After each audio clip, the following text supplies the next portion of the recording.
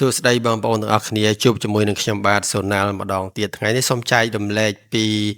ចំណេះដឹងតូចមួយដែលគិតថាវាមិនជាសំខាន់ប៉ុន្តែធៀបពិតទៅវាសំខាន់ណាព្រោះបើសិនជាយើងប្រហែលចំណុចហ្នឹងវាប្រកបទៅជាបញ្ហាធ្វើឲ្យយើងឈឺក្បាលរហូតហ្មងនេះយើងដាក់សំណាញ់ហ្នឹងនៅតែវាមកឯងពេញទឹកពេញដីនេះវាចូលនៅខាងក្នុងអត់រួចទេណាតែវាមកគៀនខាងក្រៅនេះអញ្ចឹងបានតែជាកម្មដែលខ្ញុំធ្វើទាំងអស់ខ្ញុំអត់ទុកឲ្យអាកន្លែងហ្នឹងទំនេរសัตว์អីហោះចូលបានតាមចិត្តទេបើមិនចឹងទេនឹងព្រៀបយ៉ាងណានេះ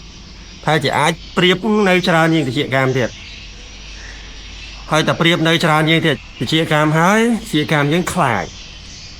ព្រៀបហោះច្រើនអញ្ចឹងវាខ្លាចទេវានៅអត់ស្រួលទេព្រោះព្រៀបវាធំហើយបើបរិមាណវាច្រើនទៀតអញ្ចឹងវាបក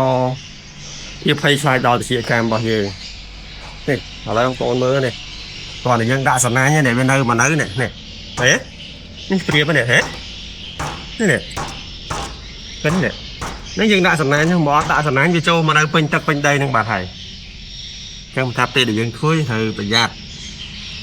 bầm chân thế dân khơi tẹt chuyện cám mình ban được chuyện cam nấu với đây chụp priệp cà cào chạp nó nấu trao nhưng chuyện cam thiệt